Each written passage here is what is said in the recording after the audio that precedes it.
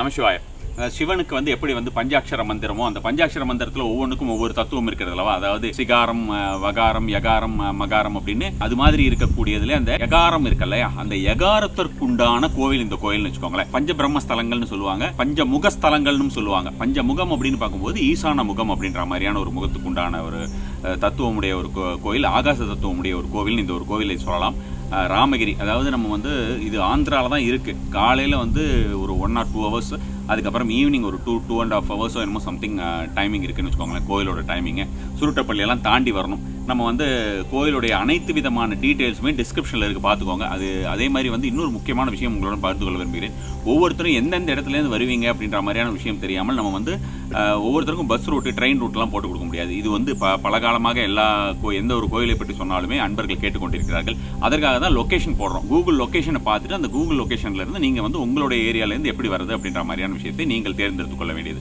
So இந்த கோயில் ஒரு விஷயத்தை பொறுத்த வரைக்கும் நம்ம வந்து முக்கியமாக சொல்ல வேண்டும் அப்படின்ற மாதிரி இருந்ததுன்னா, ஆகாய தத்துவத்தை சேர்ந்தது, குருவுக்கு உண்டானது, அதாவது பிளானெட்டில் வந்து பார்த்தோம்னா ஜூபிட்டர் வருது அப்படின்ற மாதிரியான விஷயமாக பார்க்கும்போது கண்டிப்பான முறையில் செல்வ ரீதியான எந்த ஒரு விஷயமாகட்டும், கல்யாணம் நின்று போச்சு, கல்யாணம் வந்து நடக்கிறதே இல்லை, ரொம்ப தள்ளி போகுது அப்படின்ற மாதிரியான விஷயமாகட்டும், அதே போல் வந்து பார்த்தோம்னா சுபகாரிய தடைகள், குழந்தை அப்படின்ற மாதிரியான விஷயத்திற்கெல்லாம் 100% இந்த கோயிலுக்கு வந்தோம்னா கண்டிப்பான முறையிலே நடக்கும். இந்த கோயிலுடைய மூல கோவில் வந்து கொஞ்சம் சிதிலமடைந்த நிலைமையில் தான் இருக்குது. அது என்ன காரணம் அப்படின்ற மாதிரியான விஷயம் தெரியவில்லை. இந்த ஈசான தத்துவமுடைய இந்த ஒரு கோவிலுக்கு, இந்த ஒரு கோவிலில் உட்கார்ந்து நீங்கள் சொல்ல வேண்டியதாவது ஒவ்வொரு தத்துவத்திற்குமே, நான் சொல்கிற மாதிரி ஒவ்வொரு முகத்திற்குமே பஞ்சாட்சர மந்திரம் எப்படியோ அதே போல் வந்து ஒவ்வொரு முகத்திற்கும் ஒவ்வொரு விதமான மந்திரம் இருக்குது. அகோர முக சிவன் கோயிலுக்கு போகிறீங்க அப்படின்ற மாதிரி இருந்ததுன்னா அதற்கு ஒரு மந்திரம் இருக்குன்னு வச்சுக்கோங்களேன். இந்த கோயில்களை பொறுத்த வரைக்கும் அனைத்து விதமான அந்த 5 ஸ்தலங்களுமே வந்து அருகிலேயே இருக்கின்றன. அதாவது அருகிலேயே இருந்ததுனாலும் வந்து பார்த்தோம்னா ரொம்ப பக்கத்தில் கிடையாது, ஒரு 1/2 hour டிஸ்டன்ஸ், 1 hour டிஸ்டன்ஸ்னு வச்சுக்கோங்களேன். அது மாதிரி இருக்குது. அந்த 5 கோயிலையும் ஒரே நாளில் தரிசிப்பது அப்படின்ற மாதிரியான ஒரு விஷயம் செய்தீர்கள் என்றால் பஞ்சபூதங்களையும் தரிசித்த பலன் அப்படின்ற மாதிரி, அதாவது பஞ்சபூதம், பஞ்சமுகம் இரண்டையுமே தரிசித்த பலன் அப்படின்ற மாதிரியான விஷயங்கள் வாழ்க்கையில் எந்த விதமான ஒரு கஷ்டங்கள் இருந்தாலும் போகும். நம்ம ஆல்ரெடி வந்து பார்த்தோம்னா நம்மளுடைய ஒரு சேனலில் சத்யோஜாதம் அப்படின்ற மாதிரி, அதாவது எந்த விதமான வரத்தையும் அள்ளி கொடுக்கக்கூடிய வரமுத்தீஸ்வரர் அப்படின்ற மாதிரியான ஒரு கோயிலை பற்றி போட்டிருந்தோம். அதுவும் வந்து பார்த்தோம்னா சென்னைக்கு அருகிலே தான் இருக்கிறது. அந்த கோயிலுடைய ஒரு டீட்டெயில்ஸும் நான் உங்களுக்கு வந்து கண்டிப்பான முறையில் டிஸ்கிரிப்ஷனில் பின் பண்ணுறேன். நீங்கள் அதையும் பார்த்து தெரிந்து கொள்ளலாம். அந்த கோயிலுக்கும் போயிட்டு இந்த கோயிலுக்கு வரதுங்கிறது வந்து இன்னும் நல்ல ஒரு பலன் கொடுக்கக்கூடியதாக இருக்கும். பொதுவாகவே 5 கோயில்களுக்குமே வந்து நம்ம ஒரே நாள் தரிசிக்க முடிஞ்சதுனால் தரிசிக்க வேண்டியிருக்கலாம். நம்ம அப்படி செஞ்சோன்னா நமக்கு அதுக்குண்டான பலன் அப்படிங்கிறது அதிகப்படியாகவே இருக்கும். இந்த கோயிலை பொறுத்த வரைக்கும், அதாவது ஈசான சர்வ வித்யானாம் ஈஸ்வர சர்வ பூதானாம் பிரம்மோதிபதி பிரம்மணாதிபதி சிவோமே சதாசிவோம் அப்படின்ற மாதிரியான ஒரு மந்திரம் வந்திருக்கும். நீங்கள் பார்த்துருப்பீங்க, அது நிறைய இடத்துல கேள்விப்பட்டிருக்கலாம். நம்ம ருத்ரம்லாம் பண்ணும்போதெல்லாம் கூட நீங்கள் வந்து கேட்டிருப்பீங்க. அது மாதிரியான ஒரு மந்திரத்தினை இங்கே சொல்லுவதும் யகாரம், யனமசிவ மந்திரம் அப்படிங்கிறது இந்த ஒரு கோயிலை பொறுத்த வரைக்கும் சூஷ்ம பஞ்சாட்சரமாக அமையும்னு வச்சுக்கோங்களேன். அதனால் இந்த ஒரு கோயிலில் வந்தீங்கன்னா இந்த மாதிரி நிறைய இடம் இருக்குது. நான் கூட இங்கே வந்து முருகர் கோயில் இருக்கிறது மேலேயே. ஸோ அந்த மாதிரி அந்த கோயிலுக்கு போகிறதுக்காக தான் இங்கே வெயிட் பண்ணி உங்ககிட்ட பேசிக்கிட்டு இருக்கேன். இந்த கோயிலில் உட்கார்ந்து எவ்வளவு நேரம் நம்ம வந்து யனமசிவ மந்திரம் சொல்லுகிறோமோ அவ்வளவுக்கு அவ்வளவு அதீதமான பலன் கிடைக்கும்.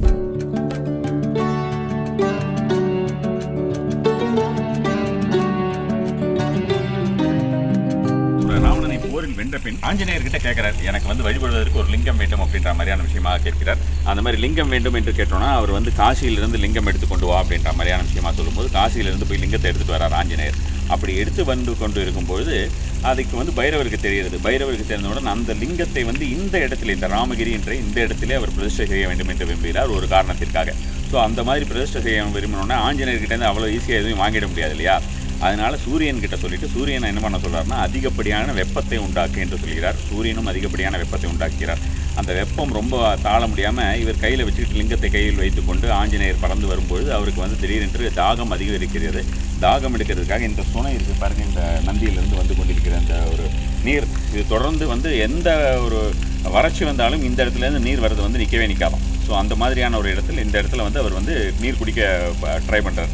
தண்ணி குடிக்கலாம் அப்படின்னு நினைக்கும்போது பார்த்தோம்னா பக்கத்தில் யாரும் இல்லை அப்படின்னு பார்த்தோம்னா ஒரு சின்ன பையன் வடிவிலே வடுக பைரவர் வந்து கொண்டிருக்கிறார். ஏன்னா லிங்கத்தை கீழே வைக்க முடியாது இல்லையா.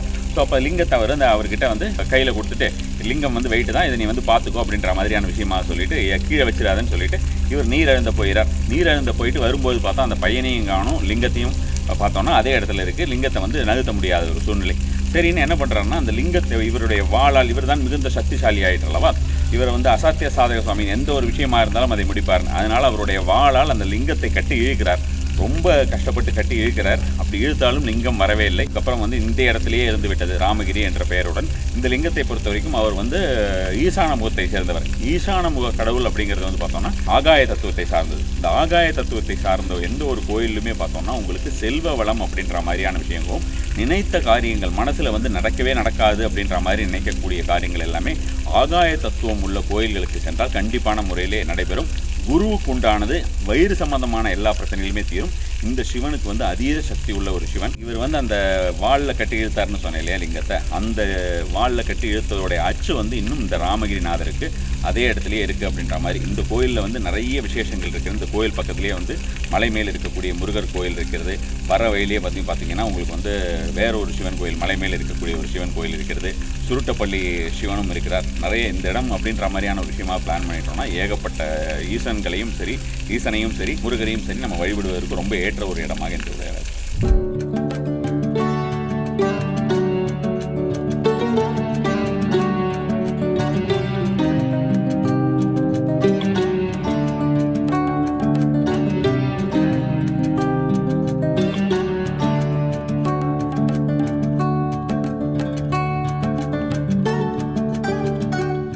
கோவிலை வந்து ரொம்ப ரொம்ப சூப்பராக மெயின்டைன் பண்ணிட்டு இருக்காங்க. அந்த மெயின்டைன் பண்ணுறதுக்கு உள்ள என்ட்ரி சார்ஜ் அப்படிங்கிற மாதிரி வந்து பார்த்தோம்னா ஒரு வண்டிகளுக்கு 20 ரூபாயும், நம்ம போகும்போது நேரில் போகும்போது நம்ம அவங்க உள்ள என்ட்ரி ஃபீ அப்படின்றது ஒரு 10 ரூபா, அந்த மாதிரியான ஒரு மிக குறைந்த தொகை மெயின்டெனன்ஸ்க்காகன்னு சொல்லியே வாங்குறாங்க.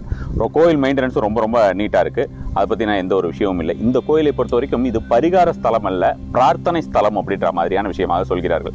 பிரார்த்தனை ஸ்தலத்துக்கும் பரிகார ஸ்தலத்துக்கும் என்ன வித்தியாசம்னா, பரிகார ஸ்தலம்னா நம்ம ஒரு சில விஷயங்களை உள்ளே போயிட்டு பரிகாரம்லாம் பண்ணுவாங்க. ஒரு சில கோயில்களில் பார்த்துருப்பீங்க. அந்த பரிகாரம் அப்படிங்கிறது தனியான ஒரு இடத்துல கோயில் மண்டபத்தில் வச்சு ஈவன் பார்த்தோம்னா காலஹஸ்திலேயே இருக்குது அந்த மாதிரியான பரிகாரம் அப்படின்றது. இங்கே வந்து பரிகாரம் அப்படின்லாம் இல்லை, பிரார்த்தனை ஸ்தலம்னு. சரி, பிரார்த்தனை ஸ்தலம்னா யாருக்கு பிரார்த்தனை அப்படின்னு பார்த்தோம்னா இங்கே மெயின் பிரார்த்தனை வந்து பைரவருக்கு தான். ஸோ அப்போ பைரவருக்கு பிரார்த்தனை அப்படின்னு போது பார்த்தோம்னா முழுசாக இருக்கக்கூடிய தேங்காய், உடைக்காத தேங்காயை வாங்கிட்டு வந்து அதுக்குன்னு தனியாக ஒரு லிங்க வடிவில், ஆவுடையார் வடிவில், ஆவுடையாரில் குத்தி வச்சிருக்க மாதிரி ஒரு நீட்டாக வேல் மாதிரி ஒன்று இருக்குது.